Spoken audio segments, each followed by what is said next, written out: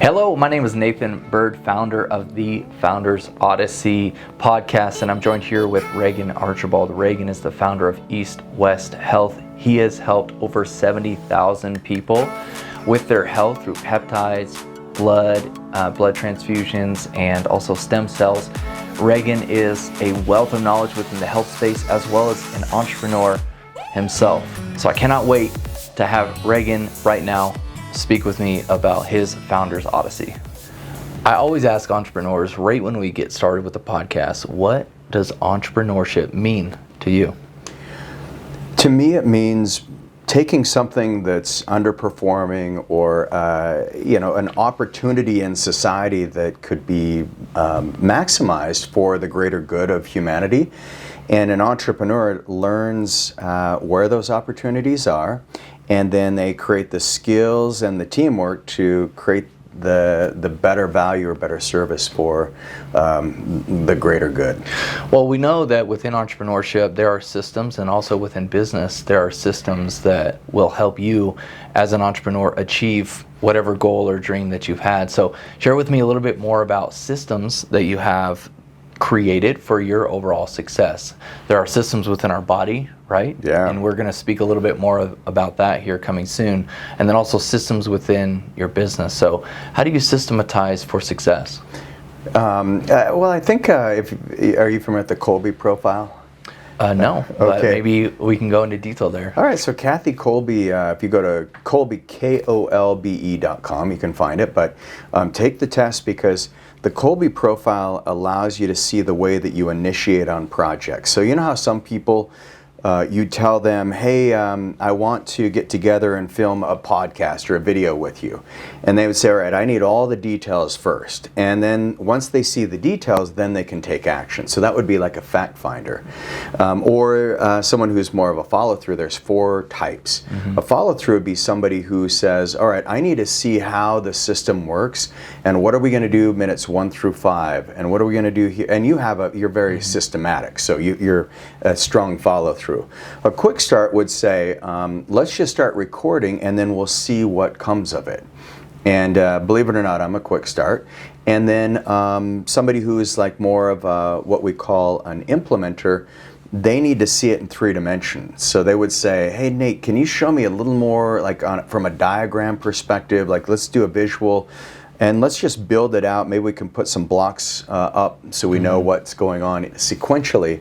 So when it comes to systems, I always want to make sure that the system is shining a light on the person's unique ability. So if I can work in my unique ability as a quick start in the organization, I can innovate really fast. Mm-hmm. And then if I have fact finders and follow-throughs on the other side, they can help me with the details, and they'll say, hey Regan, that's not compliant, we need to do it this way. And it's like, okay, thank you, good, we'll shift it that way. And then my follow-throughs, they'll put in a system, and then we can keep it reoccurring. So the way I look at systems, no different than the physiology in your body, is it's got to be adaptive based on the circumstance, but also based on the human who's working within the system. Because if you look at your life, what do systems do for you and your business that if you didn't have them, how would it feel? And then you put the system in, and then what is the result that you get? One thing I love about a systematic approach as opposed to an emotional approach is systems don't lie. Like they don't really lie. It's like black and white. It's like mathematics, right? Like 1 + 1 = 2, and it's very cut and dry, But then again, when you can implement those systems within a business, you're seeing significant success. So, share with me, when was a moment in your life, and I won't keep asking questions. I know you have also have some questions as well. But when was there a moment in life that you realized that you couldn't do everything, and you wanted to start implementing some of these strategies to attract people to help work on your vision? Probably right out of the gates. When I graduated school, I left the conventional medical school and went to Hawaii. and I studied integrated medicine there. And so when I got out of my training, I always wanted to have Western doctors and Eastern doctors working side by side. So I went on the hunt to find a really good partner in the Western medical space, and that's where I had patients introduce me to Pam Vincent. She's a neurologist. Well, she's retired now, but we worked together for 7 years, and so it was that moment that I knew I needed a different capability, but it was right when I started my practice 20 years ago. And, you know, same with having you here. It's like, I don't have the capability of recording really great videos. And there's a part of me that's like, you know, I think the message will get out just fine without it, but you're like, hey, Regan, you should probably have a little better capability and bring in some technology that can actually make you look better, because you're a little bit ugly and on camera you sound kind of like a redneck or whatever, you know, but we'll clean it up for you. So I look at the capabilities that other people have, I look at what the marketplace needs, and then that's where I've gone in healthcare. And so it's always been this kind of never-ending process of bringing on more capabilities, and then we put systems in place to support the capabilities, but it's always based on what are the treatments that the marketplace wants, or what works best for my patients. So, but how about you? What got you to the level that you're at now, where you can actually provide such high quality experience for us at events, or for us from a media perspective? One thing I know, and for a fact, I speak to a lot of entrepreneurs that aren't clear on their vision. They're not clear on what they want in life. They have a little bit of a trajectory, but as soon as they start to become a little bit more clear and then go all in on that specific vision, then they can articulate it with a little bit more clarity, and then they can go after it. So that's what we've done, and it's taken a little while. You know, I have a lot of experience in technology, building apps, websites, and helping people with even coaching, you know, in health and wellness, and building brands. And it took a little while for me personally, because I was so excited to learn, you know, an obsessive learner. But when it came to, well, you've got to stay put in one lane for a little while so you can get a little bit more momentum built up. Enough to where then you can start adding in systems, and then attracting, like, you know, what we're talking about now, attracting culture, whereas I had the skill set the entire time. It was just my incessant desire for learning that kept me in this constant state of wanting to know everything. You know, I don't know if there's other entrepreneurs out there, but I love everything about business. I really enjoy systems within businesses. So whether it's a product-based company, whether it's a service-based, whether it's a business, whether it's a SaaS, there's systems inside of every single business. But once you realize that, you know, for us, once you realize that you have a lane that you're running in, and you're able to talk in so many different lanes, then having an understanding of exactly how, you know, having an understanding of what you're trying to do as a business owner. You know, for us, we have Growth Bounce Incorporated, which builds brands, manages brands, and fund brands. So what we'll do is, and with media, it's very focused in on what you do, how you're different from the marketplace, who you are, what you do, and how you're different. Those are the three things. And that's why I love doing media, because it puts pressure on the business owner to help them really articulate over and over again what they do, how they're different to the world. So kind of like what you did to me. Absolutely. A month ago or something. That was fun. It was great. You know, and it's because we come across a lot of tacticianers and extremely smart individuals who are so good at their craft, which I fully respect, but it's my job to pull out whatever dreams, desires, goals that they want to do with their business and grow. But it's almost like when you first perceive somebody, we make snap judgments all the time. And if we make a snap judgment that actually inhibits our ability to do business with that person, then you're losing, you know, because you're so smart. And when we first talked with you, it was interesting to hear your take, you're a tactician at your practice, and I wanted to share that to the world. Yeah. So now how do we take that into bite-sized micro pieces of content or micro pieces of education? So understanding the actual psychology of learning is extremely important as an entrepreneur sharing your story. So you've got to put yourself in the seat of the individual who is learning whatever you're trying to share. Which is really challenging because we want to go into the weeds and the nuances.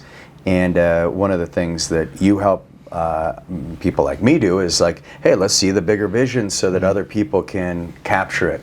So one of the mentors that I've got is Dan Sullivan. He's amazing, founder of Strategic Coach. But at the last Free Zone, just last week we were there, and he said something that I thought was so profound. He said, once you get the capability comes, and then you actually get the vision. And so I was like, well, that is fascinating, because it's always been like, well, no, you got to have the vision first and see your future. But he says, if you have a capability, then you can like just continually evolve it. Mm-hmm. And I went back to my first business. I grew up on a cattle ranch in Idaho, and then my dad lost one of the contracts, so he went back into banking. We had to move to Nevada when I was like 16, 17. Mm-hmm. And so I ended up working for a contractor who did concrete. And I just asked him, I'm like, Bruce, hey, how do you bid these jobs? I made friends with him. And he taught me how to build the whole business. And I was like, cool, I'm going to go knock on doors. I'm doing it myself. I didn't even think it was odd. I just said, oh, here's an opportunity in the marketplace. I paid him to use his stuff on the weekends when he wasn't using it. And just started my own business, but it was a capability to become resourceful, to be an entrepreneur, because on a farm you just learn how to adapt to the conditions you have. And so I think what entrepreneurs do, and people like you, is we have the vision that we want to create a future that's better. We want to take resources that are underutilized and make them more readily utilized. And that's why the United States is such a cool country to live in, because we're always getting better. But once we do that, then we say, okay, now we want to bring on other people that have great skills and great capabilities. And that's where I love meeting people like you, because you can amplify exactly what we're doing to the world at large. It's not a capability I have. I don't really want to spend my time learning how to build apps or tech or what are the other skills? I mean, yeah, a lot. But so the one thing you look at is, I look at having a blue sky mentality, moonshot mentality. Anything is possible with the right education, with the right tools, with the right team. So it's always team, talent, treasure. Those are the three things. Treasure, what do you mean by treasure? Money. Oh, yeah. It takes money to do anything, right? So that's your treasure. So team, talent, treasure. T squared or T cubed or whatever. And it's as soon as you understand that, and then also you have this unlimited potential mindset, anything is possible. You always have to step out, and that's where psychology of understanding habits is super important. Because if you understand that you're stuck in a habit loop that is negatively affecting your life, then what you can do is you step out of your negative habit loop and you look at a positive habit loop that you can install. Yeah. So it's always removing yourself from the inner workings of what you've created for yourself or the environment that has created for you, and then remove yourself out. So that's why meditation is super important. That's why, for those that, your spiritual health or anything of that nature, it allows for you to step out of your current circumstance and know that anything really is possible. Yeah. And that's what I love to be for other people. Not everyone is like that, but sometimes, you've got to look at what are your skill sets, what is your mission in life, and how will you step into that boldly with intent. Because many people, they'll flounder in life, and again, like I was saying early on in my entrepreneurial career, I was just, oh, this looks cool. Like, this looks cool. Let's start this. Let's do this. Because again, it's the personality of an insatiable learner who will never stop because he wants to know everything. Because being in a room, for me personally, being in a room with individuals who know more than me, or I wasn't able to have a conversation on the level that they were. Well, due to my competitive nature, based on me being a college athlete, I immediately wanted to learn more and then learn the most, so that I could have that conversation with people that are in the room. Totally. Well, And you've applied that to so many areas. I mean, even from health and fitness, your work as a trainer. I mean, you just took off on that, and now you're like, all right, now we need to start having bigger events. We need to start bringing entrepreneurs together. And then you reached out to us and you said, hey, we need to bring a health aspect to entrepreneurialism, which I find when health improves, everything improves. You know, when you feel fit, when you got the endurance you want, when you have the energy that you want, those, you know, you call it the moonshot goals, the big vision for the company. I find my entrepreneurs who I work with, when they start leveling up their health, they get the right testing going, so they get their blood labs ran. We put them on the peptides to get their brain optimized, their hormones optimized. Those big goals become a lot more realistic because they have the creative juices to make it happen. What have you seen in entrepreneurs that you've worked with that, or even people in your back in your training days, people who didn't have health? How much would you say it decreased that person's ability to reach the goals, even if they had the capability? Well, here's what you look is at in people in general, and also understanding what well-being, what the definition of well-being is, because you can have all the money in the world, and I know you've worked with individuals who are very wealthy. We work with individuals in San Diego when I was a trainer to very affluent individuals that weren't as healthy as they really wanted to be. Their overall well-being was not balanced. And I believe that if you don't have the definition, you need to define exactly what your success and also what the balance is and what your definition of well-being is. But it greatly affects your everyday life when, you know, your overall blood pressure is high, right? You don't have the confidence that you would have if you knew that you were strong. Yeah. If you look, you know, it's not all about looks either. It's about feeling good. It's about feeling healthy. So when you walk into the boardroom, you're a fit CEO. Yeah. Like, you have the mentality of, hey, I'm going to step into this bully again, and you're not sitting there with this big belly, you know, where you have this thought that, well, people are looking at me because, like, maybe I don't work as hard, or, like, you know, physically. But It's interesting. We make snap judgments again to people that have these. It's almost a flaw, to be honest with you. I mean, it's a bad way to look at it, but when you see somebody that's overweight, you know, unhealthy, but yet is a leader in a company, there's something wrong there. Like, there's an area of their life that they're not placing their efforts in to make sure that they have balance. So what else is off? Right. Yeah, if their health is off, you're like, okay, well, I think we could probably find some things within the organization. Yeah. Maybe it's not a fair assessment because there's a lot of very unhealthy people who've, you know, like Elon Musk, for example, Donald Trump. Like, you look at some of their behaviors, and it's like, how do they do what they do? I think there's some rare genes that obviously exist on the planet, but for most of us mortals, you got to get your health right. Yeah. But when you get your health right, I think what you're saying is the biggest thing that happens is you suddenly have more confidence in what that person says. Yep. Because you're like, I know they got the discipline to work out. I know they got the discipline to say no to the donuts and the sweets or whatever it may be. They probably are going to have the discipline to follow through on the things that they're promising me. That's the biggest thing. It would be discipline, you know. Obviously, my rant was a little bit longer than yours.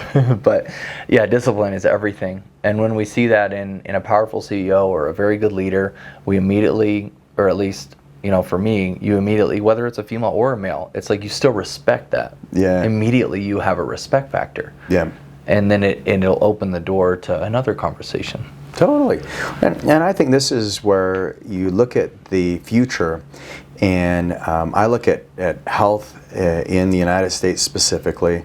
The biggest limiting factor that's going to happen in our country is if we don't correct the healthcare system. And I know a lot of entrepreneurs, they don't think that it has anything to do with them, but as a matter of fact, when we're spending $5.5 trillion roughly on healthcare, and our our overall output is maybe 25 to 30 trillion, is way too much money. So it's like, it's this distribution of our resources going in the wrong direction. And so I think we have this 4-year track where we can really make a big change, and that's where I'm working heavily with entrepreneurial organizations. You know, we talked about Genius Network, where we were just at the annual event. We'll be at a lot of their upcoming events as sponsors. We'll be running blood work on entrepreneurs there, working with groups like EWAS, the Elite Wealth Advisor Symposium, Strategic Coach, all Family Mastermind. I apologize if I left some of you guys out. There's so many. We have about 35, maybe 40 different collaborations. But I think it's entrepreneurs who are the ones that are going to make the biggest shift in healthcare because they influence the most people. What do you see in the future? I mean, where is media going to go? I mean, AI, everyone's worried about AI, you know, causing some kind of like crazy things with media, but what's your feeling on that? Well, what I've learned and what I'm utilizing currently is a plethora of AI tools that will enhance and that take whatever creative thought that you have, it enhances it times 100 times 10. Yep. And it allows for you to be able to create faster, more effective, more creatively, depending on your prompt. So it's really just a matter of you understanding how you prompt the machine, which can work with you. Yep. And for me, I don't really look at all the negatives, so I don't know too much. I just know that we're using tools right now that have far advanced our capabilities of serving our clients at the highest level. Yeah. With automated emails, with automated, even the voice on this podcast can be synthesized through AI to sound perfect. You know. In addition to that, we have a voiceover that you can actually create. You can prompt a voiceover through 11 Labs, which is a AI software where you type the script and then it speaks the script, and then you can change the various voices behind a screen. So then you're telling the story in a woman's voice and a man's voice and an Australian accent and you know what I mean? Yeah. And for me, it was just like, I wonder if I could do this. Like, I need a good voiceover, so let's just figure it out. You know. Yeah. With ChatGPT, it creates structures that it actually educates you. So if you are someone who loves learning, well, then you're going to love AI, because you can prompt the AI what you're thinking, and then you can just vigorously read what it puts out, because then you're learning at an exponentially fast rate. Yeah, it's so interesting. I even I looked at a company that I think is and it's a great healthcare company, but I'm like, we are so much better. What would it take East West Health to scale to that level in the next 5 years? And so I used ChatGPT as like my business coach, and I said, here's where we are, and I put in all the numbers. I said, here's the core services. And I was like, I got so fired up, because I'm like, oh, that's so doable. Oh, we need to hire this person and this person. Yep. And I never thought about that. And you're right, it can be a really good teacher, because, like the Toyota, their just-in-time learning policy. Are you familiar? Okay, so it's like, you don't want to learn something. You and I wouldn't want to learn a skill right now that we won't have to deploy for another year. We'd be like, why do I need to focus on this? There's too many more important things competing for our attention. But that's what Toyota realized, and that's what AI can do for us, where you don't have to wait and go to college and get accepted and then finally get into the program. We can actually do it right now, and you can really excel in your growth. So in regards to your question and artificial intelligence, and then overall just the expansion of technology, the more that we expand technology, the more that our emotional intelligence is going to be needed. So that's why I always look at the combating or the agonist, right? So there's the synergist muscle and the agonist muscle, right? So you look at the opposing force, in essence, that's the emotional intelligence. So the more that you can do something that is prompted by an artificial intelligent agent, the more that you're going to have to become somebody who can be relatable, who can articulate, and not just be a robot who's following a script. So that's, I don't know, that's probably what we're going to experience, though, with a whole new generation that is so reliant on the technology, that they're still going to use the technology, but they're just going to have to be continually pushed in an area that we once knew before artificial intelligence. So right now, the millennial generation, but also a little bit older, we understand both. The dichotomies or the dynamics between, utilizing a technology, but then also having to live on a farm, because I lived on a farm too. So we know physical objects very well. So, the advancements, though, again, to your question, it's an amazing time. You can create anything you could ever dream of. It's just you got to know how to prompt the tools, but then also how to implement, and then you've got to become, again, because you can be so far off into all these new things that are coming up that you'll forget on how to leverage it as a tool, because we can't get too distracted with the technology. We only have to use technology as a tool as opposed to a distraction. Yeah, that's a great point. For you, for example, and this is what I would say for you and your business with East West Health, AI is all about data extraction and it's not a manipulation. It's an extraction, and it's an aggregate, and it's a deciphering of. So if you think about technology as that, then that's why currently everything is able to identify a data source, create that to be on a dashboard that is easily understood. Yeah. So then you as a business owner, you can be competent on what you're extracting. Yep. So that's why AI is so important, because if you're able to extract data and then read it like you never have before at an expedited rate, then we love artificial intelligence because it's providing us with so much information. And condenses it. It can create context. Yes. For medical articles, it's like 10 times the volume. And, as long as it's accurate. Sometimes there's still some fiction that it writes, but man, it's going to be so exciting. One of the things we're creating are agents for all of our clients. So next year you'll see clients come in, and they'll have it's in a firewall, so it's HIPAA compliant. But then we will be training that agent so that all the data can be right there that our clients can easily access. Instead of, I don't know if you've ever uploaded medical records, how cumbersome it is. And I've had clients take screenshots of like 100 pages of medical records. I'm like, this has got to be a better way. So now they'll have the agent, and then the agent can be informed by my Regan bot, which we built about a year ago. And it has saved me as far as communication with my team when they have questions on the medical side. It saved me like 10 times less interaction on things that are just pretty much like knowledge based, so that I can work on more important things. Well, the one thing I really love, again, and this is about, again, your question about the use of AI as well as the advancements of it, it's becoming more common knowledge to talk about, within the business world. Yeah. It's like, oh yeah, no, I did use AI. I did use a large language model to construct this, but I still had to implement specific things, and it wasn't like I just sat back and let everything just do its own work. Because of course today, I had to, in order to create a structure of, for example, with media, well, we want to go into a recording session and we want to be very organized. So we prompt pre-production, during production, and post-production, so that it gives us, of course, a blueprint to follow. But we're here shooting a podcast, making sure that we follow through, Yeah. So it's not like AI is going to be able to interject, or it's only just helping advance our communication.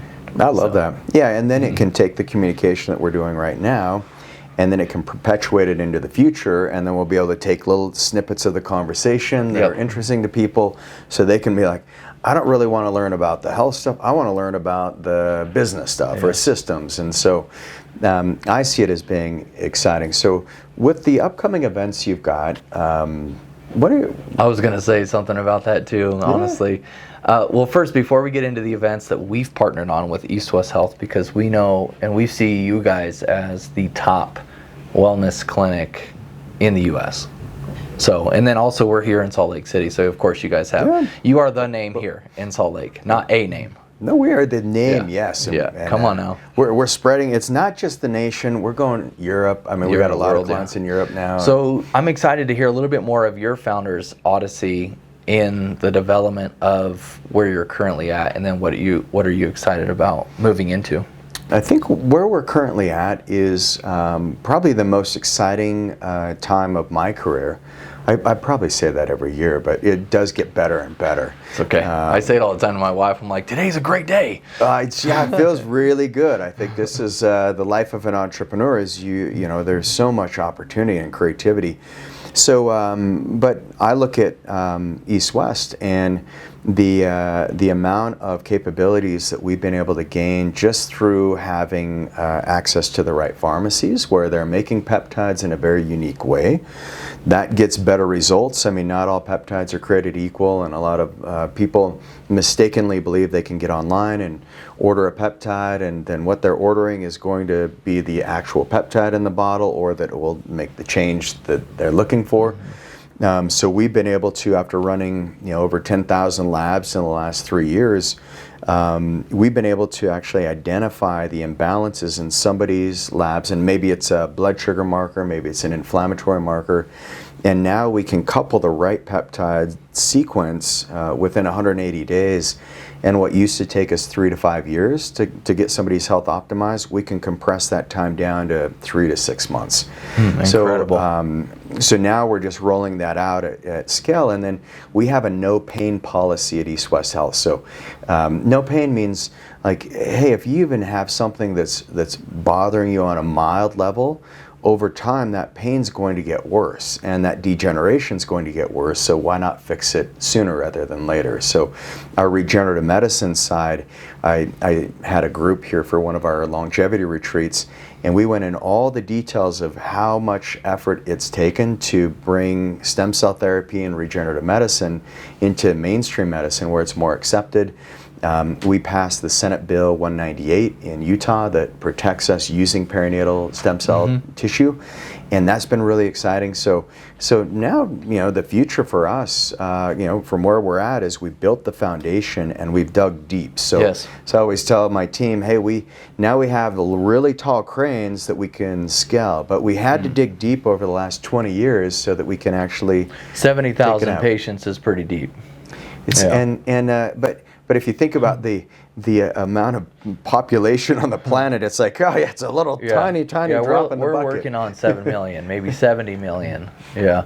Well, and I like how you're thinking big, because now you have all this experience. Now technology is catching up, and then also now, again, back to technology and how it's advancing.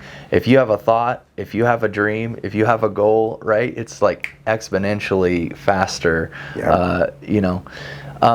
To your point in regards to events and how we're growing them, and then why we've partnered with East West Health. First off, we want to create communities that want to grow, and we want to attract individuals within those communities that have like minds. Yeah. That's why we're talking today, because you share that similar growth mindset. Whereas when you're in conversations with others, they don't understand that they don't understand that, because the average human is if you think about it, the average person is like 9 to 5.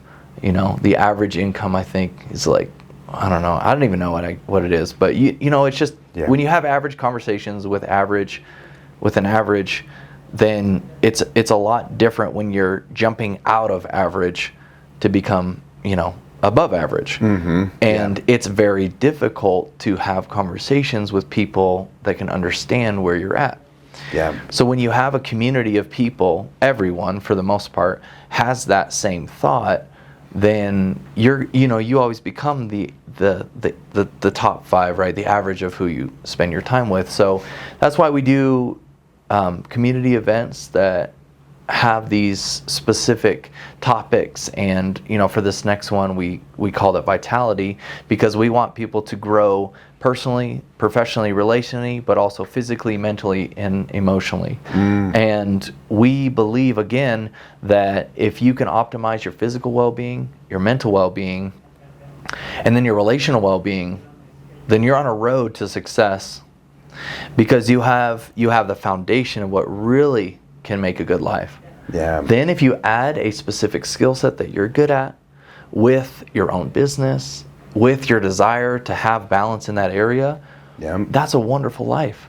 But it's many times people forget to create the life that they want to live. Yeah.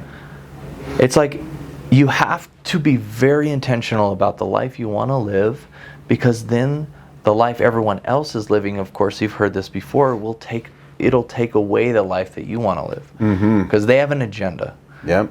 You know, whether they know it or not, people will take your time, your energy, and that's why it's so important for us to have our communities, to build our events, you know. And of course we titled this event the Breakfast Palooza, and with the breakfast is the first meal of the day, and it gets you started off. You got to have proper protein, and of course we have a maple syrup operation which enhances the overall experience. But then the palooza, if you think about the term palooza, it's like, oh, that kind of sounds fun. Like, that kind of sounds engaging, you know. And then if you listen to the Lollapalooza, which is a 4-day musical festival, I was like, man, why don't we just create Willy Wonka mixed with The Greatest Showman mixed with The Great Gatsby? Oh, got it. For high-performing entrepreneurs and investors to have a fun, engaging, immersive, educative day that enhances their entire well-being. Wow. So there you go. I love it. And I think when you look at events, you know, the thing we love to do is, I say East West Health, we're a hospitality company that focuses on healthcare. In the way that we show hospitality is we host events, or we co-host events like we're doing with you. So we can show hospitality, but also where we can highlight healthcare, because healthcare has been, you know, people have realized maybe 4 or 5 years ago that there's really no health in healthcare. It's like, it's a sick care, it's a crisis care. Band-Aid. Yeah, it's a Band-Aid care. And so we want to say, hey, there's actually, with the amount of progress we've made in medicine, there's a great opportunity there. So look forward to being part of the, like, maybe we should be like the Willy Wonka part of this, or what are you thinking on? Well, because you have peptides, so peptides can enhance Oompa somebody's Loompas. the peptide paloozas. Yeah, there you go. We're just stoked to have this a partnership with you guys again with this upcoming event, but more importantly, to help provide people with the resources, tools, and education that they need to live a life that's more well-rounded, and then help them enhance their overall their feelings, which then in turn help them with their focus. Yeah. Our focus is making sure that you stay focused, that you have a goal, that you're hitting your goals, you know, all these things. And because, again, I've seen, and I've also experienced myself as a founder, when you don't know exactly what you're doing. And I'm sure you probably have had that too. It's never perfect, dude. No, it's never perfect. East West Health was never like it was now. Right. You know, and again, we previously in this conversation, we talked about you never know until you go. You can't steer a parked car. You have to continue to get in the trenches. And for example, when I was building an educational learning application called WordBeam, it first came across our table as a hardware that was connected to a software. The hardware was from China, the software was from China. So what we did was we started to look at the industry as a whole, and little did I know that it was going to expand into this technology that helped coaches, creators, consultants be able to monetize on their knowledge via a social feed. Yeah. So it grew 10 times, but you never know what it's going to grow to until you get in the trenches, until, like you were saying, you start having these bits of inspiration. So for example, the Palooza, it didn't grow into this whole full day experience. Like, it was literally just a 3-hour networking breakfast where we were flipping pancakes for people. And then I had this crazy idea, and this is when it typically happens. You ask yourself, what if? So in business and in life, you should always be asking yourself, what if?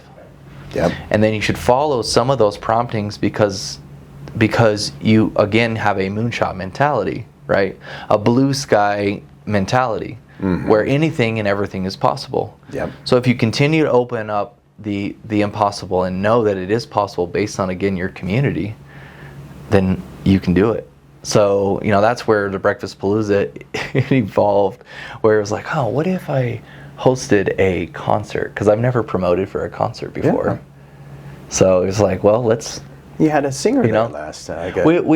So every single experience now, we interweave influential musical performers into the overall event. Man, that's great. And it's so cool. Rolling Stones is going to be there. If you know them, Next time, yeah. I mean, we've had somebody. The last one they did Eddie Van Halen guitar solo, and it was spot on, perfect. Wow. Prior to that, we had Josh Vietti, who's had millions and millions of streams and views all across all social channels. Cool. He did a electric violin performance. Wow. And then we had a guitar prodigy. He flew it all the way from Alaska, having over 400,000 followers on his Instagram. Yeah. So we only pick the best musicians. How cool, man. Anyway. what an exciting time. And I think this is where... when entrepreneurs who listen to this, or business owners listening to the Founders Odyssey, I think what we realize is that the world is a place that is moldable.